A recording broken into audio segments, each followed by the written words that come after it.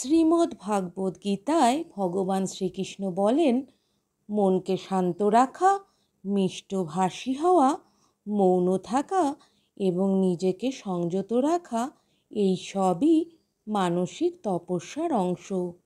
গীতা স্পষ্টভাবে বলে দেয়, মৌনতা মানে শুধু মুখ বন্ধ রাখা নয়, বরং নিজের আবেগ, প্রতিক্রিয়া, রাগ, দুঃখ সব কিছুর ওপর নিয়ন্ত্রণ।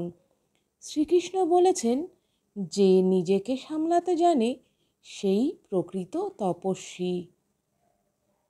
আধুনিক জীবনে আমরা প্রতিটি কথার উত্তর দিতে চাই, সব কিছুর প্রতিবাদ করতে চাই, কিন্তু গীতা শেখায় প্রতিক্রিয়া নয়, সংযমী মুক্তির পথ।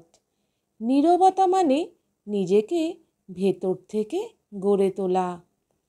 তুমি যদি আজ চুপ থাকো, কিন্তু নিজের চিন্তা, চরিত্র ও মনকে শুদ্ধ করো, তবে তুমি আসলে নিজের জীবনকেই শুদ্ধ করছো। অনেক সময় আমরা ভাবি, কথা না বললে বুঝি দুর্বল হয়ে পড়ি, কিন্তু জানো কি, নীরবতা সবসময় দুর্বলতার পরিচয় নয়। অনেক সময় চুপ করে থাকাটাই হয়ে ওঠে সবচেয়ে বড় আত্মনিয়ন্ত্রণ। তুমি অনেক সময় কষ্ট পেয়ে কাঁদতে চাও, কিন্তু চুপ করে থাকো, তখন তুমি কিন্তু দুর্বল নও, তুমি নিজের ভেতরে শক্তির পাহাড় তৈরি করছো। সবাই সব কিছু বোঝে না। তুমি যাদের জন্য কষ্ট পাও, তারা তোমার নীরবতা দেখে না, তারা শুধু তোমার চুপ থাকা বোঝে ভুল করে। তাই আজ থেকে মনে রেখো, তোমার নীরবতা তোমার ভাষা। তোমার চুপ থাকা মানে তুমি ভেতরে একটা যুদ্ধ চালাচ্ছ, আত্মনিয়ন্ত্রণের, যা সকলে পারে না। তুমি ধ্বংস করছো না, আসলে গড়ছো। শেষে তুমি বিজয়ী হবে। নীরবতা আমাদের শেখায় সহনশীলতা। নীরবতা আমাদের শেখায় নিজেকে নিয়ন্ত্রণ করা, এবং নীরবতা আমাদের প্রস্তুত করে এক বড় লড়াইয়ের জন্য, যেখানে জয় হয় প্রতিক্রিয়ার নয়, হয় ধৈর্যের। জীবনে এমন সময় আসবেই যখন তুমি একা হবে, চারিদিক শূন্য মনে হবে। তখন মানুষের মুখের শব্দে নয়, তোমার ভেতরের নীরবতা তোমাকে শক্তি দেবে। নিজেকে প্রশ্ন করো, আজ আমি প্রতিক্রিয়া দেব, নাকি নিজের শান্তিকে গুরুত্ব দেব? নীরবতা মানেই পালিয়ে যাওয়া নয়, নীরবতা মানে ঈশ্বরের ওপর আস্থা রাখা।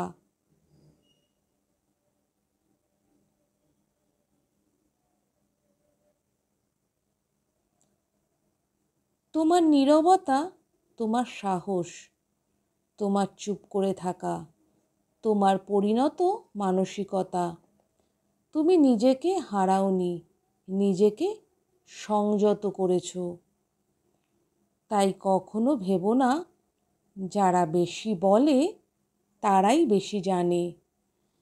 যারা চুপ থেকে সহ্য করে, আসলে তারাই সবচেয়ে শক্তিশালী। কারণ চুপ করে থাকা দুর্বলতা নয়। তাই আজ থেকে প্রতিজ্ঞা করো, তুমি নিজের শান্তির জন্য নীরব থাকবে। তুমি প্রতিক্রিয়া না দিয়ে শুধু নিজের পথে এগিয়ে যাবে, কারণ সময় সব কিছুর জবাব দেবে, আর নীরবতা সেই প্রশ্নেরই প্রথম ধাপ। স্মরণ রেখো, নীরবতা মানে পালিয়ে যাওয়া নয়, নীরবতা মানে সময়কে বুঝে কাজ করা। যে নিজের আবেগকে নিয়ন্ত্রণে রাখতে পারে, সেই জীবনে সবচেয়ে বড় জয় পায়। তাই বলছি বন্ধু, আজ যদি তোমার চারপাশে কেউ না থাকে, তাহলে ভয় পেও না। তোমার নীরবতা তোমার ভরসা হয়ে উঠবে। এই নীরবতাই একদিন তোমাকে এমন জায়গায় পৌঁছে দেবে যেখানে শব্দের আর প্রয়োজন হবে না।